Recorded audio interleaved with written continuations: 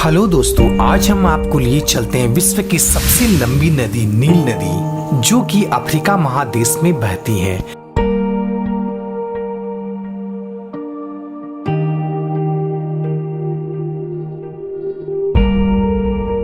दोस्तों, यह नदी इतना लंबा है, इसका अंदाजा आप इससे लगा सकते हैं कि यह कुल 11 देशों से होकर गुजरती है। तो आइए दोस्तों, संसार की सबसे लंबी नदी नील नदी के बारे में कुछ महत्वपूर्ण जानकारी आपसे साझा करते हैं। दोस्तों, नील नदी अफ्रीका का सबसे बड़ी झील विक्टोरिया झील से शुरुआत होते हुए यह कुल 11 देशों से होकर गुजरती है, जिसमें से प्रमुख देश मिस्र, सूडान, युगांडा, इथोपिया होते हुए यह भूमध्य सागर में जाकर मिलती है। दोस्तों, अगर लंबाई की दृष्टि से देखा जाए तो इस नदी की कुल लंबाई 6650 किलोमीटर है।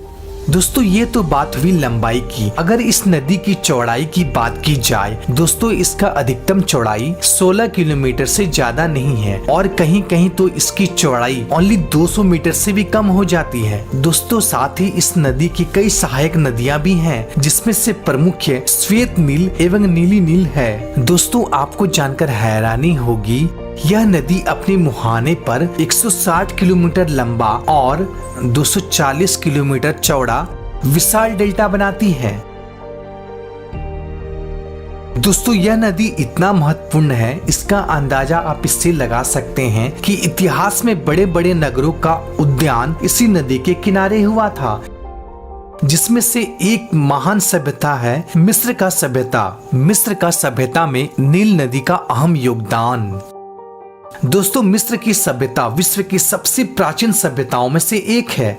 यह सभ्यता नील नदी के किनारे ही फली फूली थी। दोस्तों, इस नदी ने प्राचीन मिस्र सभ्यता को काफी प्रभावित किया है। प्राचीन मिस्र वासी पूर्ण रूप से इस नदी पे ही आश्रित थे। दोस्तों, जैसा कि आप जानते हैं, मिस्र का ज्यादातर हिस्सा रेतीले एवं बंजर भूमि है, लेकिन नील नदी के आसपास की भूमि बहुत उपजाऊ मानी जाती है, जिसके कारण है नील नदी का बाढ़। दोस्तों, हर साल अगस्त के महीने में नील नदी में भीषण बाढ़ आती है, जिसके कारण नदी का जल स्तर काफी बढ़ जाती है। शुरुआती में तो यह बाढ़ यहाँ के लोगों के लिए नुकसानदायक होता है, लेकिन बाढ़ का पानी घटते ही यह बाढ़ वरदान साबित होता है, क्योंकि बाढ़ का पानी घटते ही पूरी मैदान में उपजाऊ काली मिट्टी की परत बैठ जाती है, जिसके बाद फसलों का पैदावार काफी बढ़ जाता है, जिसमें मुख्य फसल गेहूं, पश्तन, कागज के पौधे और भी बहुत सारे मुख्य फसलें यहाँ उत्पादन किया जाता है, जिसके कारण मिस्र वासी नील नदी के इस बाढ़ को नील का तोहफा भी कहा जाता है। दोस्तों, मिस्र वासी का उत्थान में नील नदी का बहुत बड़ा भूमिका था, जिसमें से मुख्य रूप से यातायात, भोजन, घर बनाने के लिए उचित सामग्री एवं मुख्य रूप से कृषि पर पूर्ण रूप से इसी नदी पर ही आश्रित थे। दोस्तों, वर्तमान समय में नील नदी के बाढ़ से बचने के लिए आसमान डैम का निर्माण किया गया है, जिसे 1970 के दशक में बनाया गया था। दोस्तों, यह नदी मिस्र के लोगों के लिए इतना महत्वपूर्ण था, इसका अंदाजा आप इससे लगा सकते हैं कि मिस्र के लोगों ने अपना कैलेंडर भी नील के मौसम के चक्र के हिसाब से ही बनवाया था, जिसमें मिस्र वासी अपने कैलेंडर को 3 हिस्सों में बांटा था। पहला चक्र नील नदी का बाढ़ था, दूसरा चक्र फसल लगाना और तीसरा चक्र था फसल को काटना। इसी के आधार पर प्राचीन मिस्र वासी अपने खुद का कैलेंडर का निर्माण किया था। दोस्तों, नील नदी प्राचीन मिस्र वासी को घर बनाने के लिए काफी सामग्री उपलब्ध करवाती थी। दोस्तों, जैसे कि चूना पत्थर, ईंट, बालू।